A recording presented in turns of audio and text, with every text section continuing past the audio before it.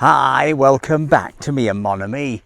Now, it's summer on the French Riviera, and you know what that means. It means wonderful blue skies, it means warm seawater, and it means crowds.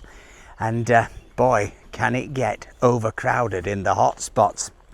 So what we thought we'd do in this video is tell you about our 20 favourite ways of escaping the crowds on the French Riviera this summer.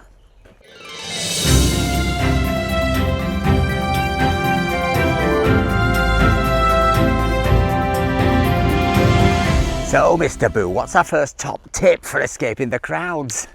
Get off the coast and into the hills. Get off the coast and into the hills. Now, over the years, we've visited quite a number of village perches, as they're called around here, mountain villages. But there are quite literally a cornucopia. I think there are about 27, aren't there, village perches? Yeah, there's a long list. There's even a website, and we can find a link, we'll put it up, where you can find a list of them. Now, they often, when we sort of show them on the channel, they look like really remote places you could never get to. But in truth, most of them are just in the hills behind Nice, aren't they? Yeah. Or behind Villefranche, or behind even Es Village. And they are totally accessible, certainly by taxi, certainly by car, but many of them are accessible by bus. Villages like Saint-Jeannet. What's the bus to Saint-Jeannet, Mr. Boo? 54 to Saint-Jeannet. 54 from Nice? From Nice-Vauban. Nice-Vauban. So there you go. You can get to there for what, €1.50? €1.50. €1.50. Now there's also other fantastic villages like Gorbio that we've been to, which is again accessible by bus from Nice, isn't it? Or no, from Monton. The number 7 bus from Monton. So you'd have to get the train into Monton and then the number 7 bus up, but equally you could drive. You've also got villages like La Turbie, which is really quite close to Es Village, which of course is the place that everybody goes, and whilst it's lovely, I can guarantee you, you will not avoid the crowds going to Es. Certainly not in the summer. But yeah, a village like La Turbie, you've got fantastic food. You've got our very favourite sandwich shop on the whole of the French Riviera. Ma Première Boulangerie. Ma Première Boulangerie. You've also got some really good restaurants up there. Café de la Fontaine is a top recommendation. You've got some fantastic walks. You've also got a wonderful secret walk which goes down from La Turbie all the way into Monaco, and it follows the track of the old funicular railway. Yeah. The funicular railway, which had a terrible disaster, a bit like the one in Portugal, and the train came off and then it careered back down into anyway, we won't go there, but it wasn't good. So all kinds of things to see in La Turbie, not least of course the wonderful Triomphe of the Alps, which was the statue that was built to the Emperor Augustus, to celebrate Emperor Augustus by the Romans. So La Turbie is a great option if you want to get away from the coast and get away from the crowds. Now, if you're trying to get up to La Turbie from Nice, Mr. Boo, what's the bus? It's a 603 bus. He does know some stuff. It's a 603 bus. Now, I've got a little tip about the 603 bus. Not only does it go up to La Turbie, it goes past a place called the Sanctuary of Laghet, doesn't it? It certainly does. Now, I know that sounds like it's a sanctuary devoted to people like us, but it's not. The Sanctuary of Laghet is actually, I think, one of the, I hate the phrase hidden gem, but it really is one of the hidden gems of the Riviera, certainly of this end of the Riviera coast. Now, it is a proper working, what do they call them? Convent, nunnery. They used to call them nunneries when I was a kid. But it is also a place that you can go, even if you're not remotely religious, you can walk around and you can look at this incredible collection of naive art. You think, well, what's to look at naive art? But it really is quite entertaining and moving, because it's all these pieces done by people who have, well, basically, if their child survived falling out of the Boulangerie window, or if their motorbike crashed into the back of a taxi, that they've done these paintings or drawings or both to give thanks for the fact that the person survived, and then they're on the walls. So it's quite a collection of art by people who aren't necessarily well, I think you'd say art isn't their first subject. Yes. So sometimes I would say so. the scale can be a bit odd. Sometimes the babies look bigger than the houses, and sometimes I think I've just got a bit of a sick sense of humour. But I think it's a lovely place to go. It's very peaceful. Take a little picnic, sit there, and look at the pictures. And if you have a bit of religion, well, you'll probably enjoy it on that level too. But when you've got back on this 603 bus, you can also carry on up to La Turbie, but then beyond that, it drops down into Monaco, doesn't it? It does, on one of your favourite roads. On one of it's if you want to see the road, we shouldn't laugh. This is the road where poor old Princess Grace perished all those years ago in the car crash. So this bus route has it all. It has the Sanctuaire of Laghet, it has a visit to La Turbie, and it has the point at where Princess Grace passed away. And all on one route, and all for one price. So that's a great way to escape the crowds. So, Mr. Boo, what's the other place you can visit from La Turbie?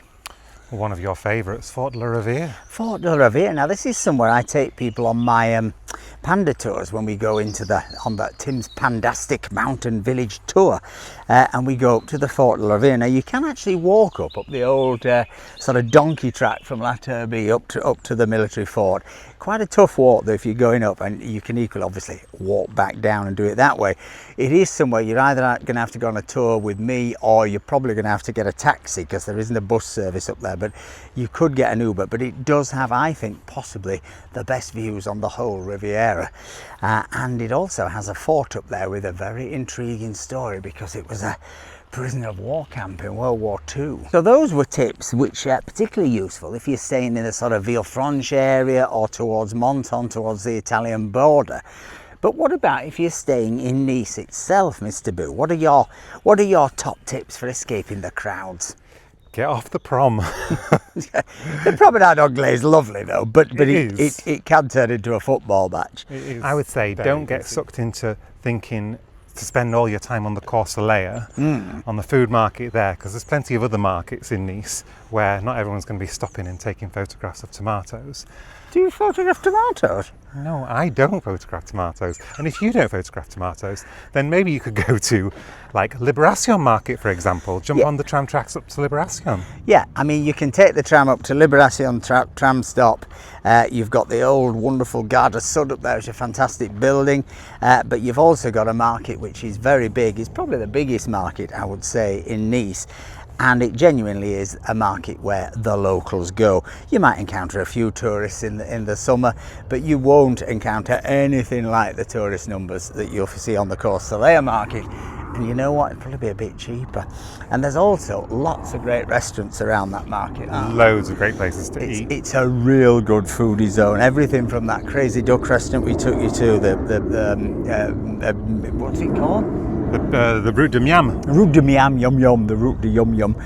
You've got oyster restaurants, you've got a new sort of Italian trattoria place opposite the old market, covered market. So there's a lot to see up there. And similarly, when it comes to the sort of Cours Soleil antique market on a Monday, absolutely go to it, but it will be crowded and it does get very, very hot in season, doesn't it? You once got a bit sick, didn't you? Oh, if you go, don't forget your hat, obviously, but it is hot and busy, and that's not fun. So you can get away from that by going to the antique district itself, though don't go on a Monday, because I don't think it's open on a Monday. They're all on the Cours Soleil. But they're on the Cours Soleil. But there are about 270 antique shops in the area behind the port. You've also got lovely little sort of antique arcades in that area behind the port.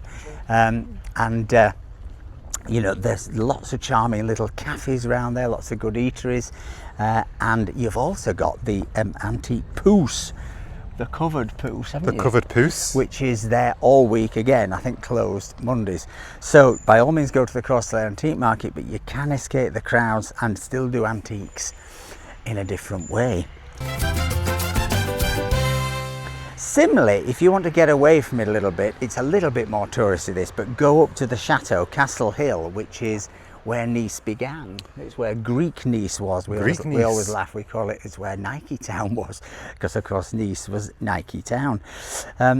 But if you get up there, you can get the ascenseur. There's a lift, isn't there? There's a lift from the I Love Nice sign. From the I Love Nice sign. And, you know, you won't escape everyone there, but it is quite a local park on the top of the hill there. There's lots for the kids to do. There's a little cafe and little buvette, as the French call them. You can get an ice cream, get a sandwich, and you also will get some spectacular views over Nice Port, over the new tram station, and you will also get to see, if it's your thing, it is mine, the most wonderful, glorious cemetery up there for the old town, with just incredibly ornate gravestones and sculptures, well, the thing about graveyards is that they're quite, you can get away from the crowds. Well, the living crowds, yes. Yeah, you get a bit of peace. And of course, the other wonderful thing you've got up at the Castle Hill is the fantastic waterfall, which is a sort of, I think, probably a Belle Epoque invention. Always been there as a sort of tourist thing, but it has bags of charm and it's very cute.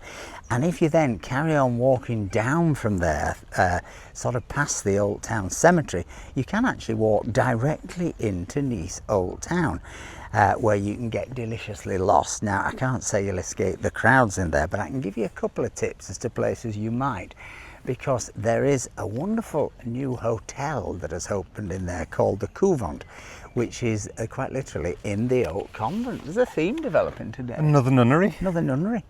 But you can go to the Couvent even if you're not staying there. It's quite expensive to stay there, but you can certainly treat yourself to a drink or a cocktail or a cup of tea on the terrace, and it is absolutely lovely and peaceful, and you will be able to escape the crowds. But Nice Old Town does get quite busy these days. So what's another tip you have, Mr. Boo, if you're staying in Nice for avoiding the crowds? Well, it's to stay in Nice, but not that far out, but to go up to Cimiez. To go up to Cimiez. Now, Cimiez is where the Matisse Museum is, and you know, that does get quite a lot of tourists. However, the whole district of Cimiez is quite large. It's well worth wandering around. You will escape the tourist hordes if you get away from the Matisse Museum, and you'll also get to see some of the greatest architecture in Nice, because for example, the Regina building, I have to be careful how I say that, don't I get in trouble. I often call it the Regina. The Regina building is the old hotel where Queen Victoria stayed, and in many ways it was, you know, one of the things that made Nice very successful was when European aristocrats came here, one of whom was Queen Victoria, and she stayed there with a retinue of about 90 people. But it is an absolutely spectacular building, and it is, of course, where the artist Matisse had his apartment, even though the Matisse Museum is in the park opposite. And the other place there that people often miss is, what's it called? The Jardin de la Monastère. The monastery gardens. We were on again with the monastery gardens, but it is absolutely beautiful, and it's sort of just round from the park where the Matisse Museum is, isn't it? Yes. You can wander through there. I think I've got a feeling from memory it's got a sort of herb garden, hasn't it? It's got a herb garden. It's got beautiful planting, yeah. And it's got a totally different view from the other side. Yeah. So you've got great views. You've got some lovely plants, and you've got a gorgeous church there as well, which you can go into. So don't be afraid to get the bus up to Cimiez and think there's nothing there by Matisse, because there's actually lots to do and lots to see, and you can escape the crowds, and there's a lovely park you can have a picnic in. Now, what's your other nice way of escaping the crowds, Mr. Boo, if you're staying in Nice? Well, there's the magical waterfall of Gairaut. Oh, the waterfall of Gairaut.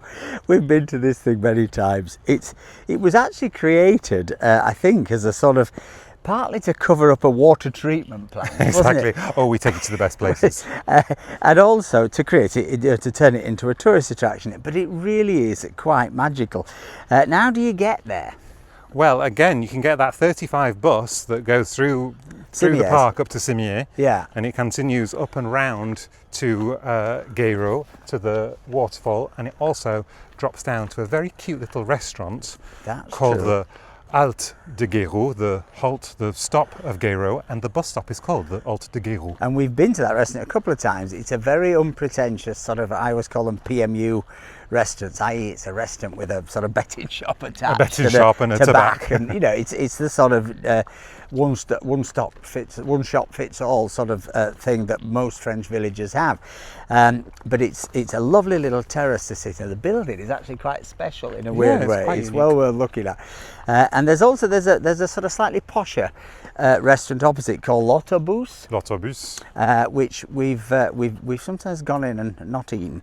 We looked in and we decided we didn't fancy it, but a lot of people speak very highly of it. There's also a Boulangerie just there, and what I would do is get off the bus, the 35 bus at that stop, get your sandwich, time it for about, get there about 11:30, 12 o'clock, something like that.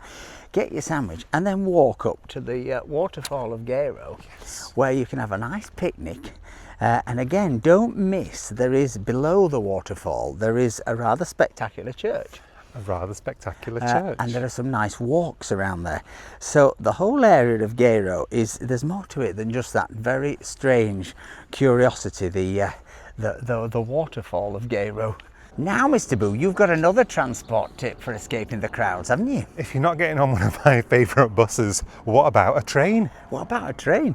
Well, these are two special trains, aren't they? They are indeed. Special trains for special people that go from Nice. Now, one is the train de Merveilles, which is a sort of, I was going to say a tourist train, but it's actually also used by locals as well, particularly locals who live in the Roya Valley, which incidentally we've been filming in the Roya Valley recently, so keep an eye out for some videos up there because it really is absolutely spectacularly beautiful. But you can get that train from Niceville station, usually goes sort of first thing in the morning about 9 o'clock, 9:15, something like that, doesn't it? And then they're about every 90 minutes after that. Right, and you can go into the Royal Valley. It's a spectacular train ride. In season, they have a sort of commentary, giving you the history of different places and their battles that were fought and which famous people came on the train. No, I think I made that bit up. But it's a really fantastic ride. The scenery is off the charts spectacular, and you can just sit on the train and watch the world go by. My only tip for that is that do plan and try and make sure that you arrive in one of those towns where you want to have lunch and you've got a plan for lunch, because you can sometimes have a sort of 2-hour wait for the train in the middle of the day, and you may be just sort of stuck in the baking heat somewhere. Up a mountain. So do a little bit of planning. Now the train de Pignes, where does that go from? The train de Pignes goes from the old Gare du Sud, which is located behind the Gare du Sud, goes up towards Digne-les-Bains. Yeah. And it goes through Entrevaux, where we've done a film. Yeah. And it also goes through Puges, where we went to that very specialised camping place. Well, we had to take our clothes off. But don't go naked on the train de Pignes. It's not that kind of train. Now, of course, another lovely way to escape the crowds is to go on a walk. Now, it's what we're doing now, but we're doing it very early. It's sort of 10 a.m. in the morning. And if you're going to do these walks, we're going to suggest you do need to get up early and get out before the heat of the day. But if you're in Nice and you want a lovely walk, and you want to be able to buy a sandwich on the way and take it for a picnic, you could do the walk, which we always call the Cocoa Beach Walk, which is basically round the side of the port. There's a buvette at the end there that does my favourite pan bagnat, salad niçoise and a bun, and other sandwiches are available, aren't they, Mr. Boo? Other sandwiches are available on the corner of Boulevard Stalingrad. But you can walk around there. There's also a sort of lovely little secret beach to nosy at down there. There's the yacht club where you could go for lunch. Inexpensive, great views. There's also the Plongeoir, which is not inexpensive but also great views. But anyway, you then can carry on and you can do this Cocoa Beach walk right round to what used to be the Nudist Rocks. Oh my. And then when the Maeterlinck Hotel became a sort of Russian-owned condominium, they seemed to clamp down on the nudism. But don't let that put you off or make you go. But yeah, it's a beautiful walk. Just bear in mind, right at the end of it, you've got a very, very steep set of stairs back up to the road, up to Carrefour Market at the top of at the lower bit of Mont Boron. But you can actually do that. We've done it many times, but again, don't do it in the middle of the day. Now, if you get to that point, you could then carry on walking towards Villefranche, and you could do the Cap de Nice walk. You can do the Cap de Nice walk, or you could get the bus from Nice, the 600, and get off the bus stop Maeterlinck. Right. And then start the Cap de Nice walk there. Right. So yeah, it may be that doing those two walks together on a summer's day may be a little bit much, but the 600 bus may get you to those top of the stairs, the Cap de Nice, down the steps you go, and again, fantastic walk on the coastline. There are beautiful swimming spots there as well, so take your swimmers. There's also some fantastic old villas to look up at. There's World War II lookout points, military points, so there's something the kids will really enjoy, and military historians amongst you. Now this walk takes you right the way into Villefranche, into the old harbour of Villefranche. Now it's not the easiest of walks, it's certainly doable by most people, but it's quite up and down.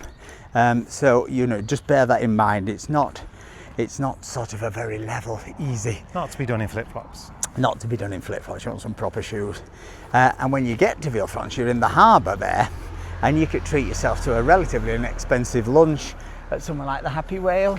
The Baleine Joyeuse. Baleine Joyeuse on the harbour. You can watch the fishermen, you watch the boaties fiddling with their boats. They're always fettling, and it's a very relaxing place to spend a couple of hours after you've done that walk.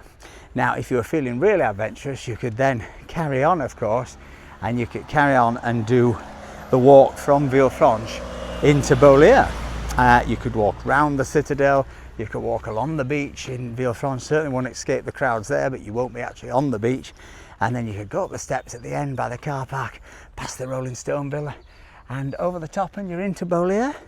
And if you are feeling super energetic, you could then take the David Niven walk from Beaulieu, from the side of the Royal Riviera Hotel, right to the David Niven house.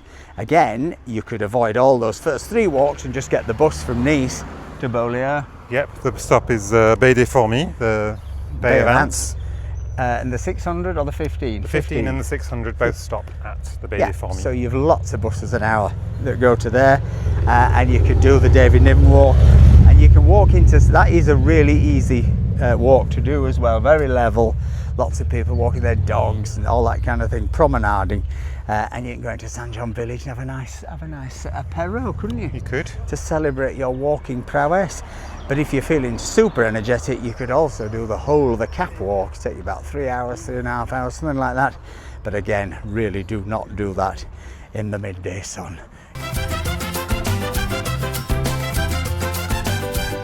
And our final suggestion for avoiding the crowds is to visit the national parks that are near to Nice, isn't it? Absolutely. Now, what are the three, the ones that we go to the most, Mr. Boo? Well, we go up to the Parc naturel départemental de la Grande Corniche. Oh, that sounds a gobful. Is that the one we call the stick walk? That's stick walk, yeah. We call it stick walk. But it is on the Grande Corniche. Again, there is a bus up there, isn't there? The 83. The 83, it's a bus encyclopedia. Bus 83 up to the Plateau de Justice. Yes, next to the Hermitage Hotel. Next to the Hermitage Hotel. Wonderful, wonderful walks around there. There's also a sort of outdoor gym. There's a bit of bird watching and all of that stuff, bit of twitching. And the Hermitage Hotel is a very nice place to go for lunch if you're up there. So you could give yourself a bit of exercise and then treat yourself to lunch afterwards. But again, it is accessible from Nice on one single bus, and it's not going to take you all day. What's the other one we go to that people don't know about? The Parc du Vinaigrier. Parc du Vinaigrier. Vinaigrier is up by the Observatoire of Nice, which is the telescope of Nice. So you could combine it with a visit to the telescope as well. You could. But, do your research on when the telescope is actually open, because it really isn't open all the time, is it? No, they have a lot of events there, musical events, yeah, sound and light shows and things. All that kind of. So, but you can go up there, you can have a fantastic walk. What's interesting is it's where some of the original, going right back to when Nice was sort of rural farming there, people lived, so you can still see the sort of terraces where they grew the olives and all the rest of it. And what's ultimately our favourite country park, Mr. Boo? Here, the Park of Boron. It's here where we are now, the Park of Montbron. Now you can actually walk up here from Villefranche, or you could get the bus. What's the bus from Villefranche? From Nice? The 33. 33, he just knows them all. 33, it just stops just down there. But up here you can see you've got Boule's pictures, you've got spectacular views, you've got a wonderful old fort. You can come up here and cycle, come up here and picnic. We always have Mr. Boule's birthday Boule's here. And you can see some of the most spectacular views. So yes, as I say, this is somewhere I bring people right at the end of my panda tours, because it is the most spectacular view of Nice. Just take a look at this. There it is, Nice Port, the chateau we were talking about, the old town over there, and then up into the hills, up to Cimiez and the Regina Hotel. So, we hope that's given you some ideas of how to have a lovely and peaceful time on the French Riviera this summer. If you enjoyed this video, please give us a like, please give us a comment, please think about buying us a coffee, help support the channel. But most of all, folks, remember, stay charged. Bye.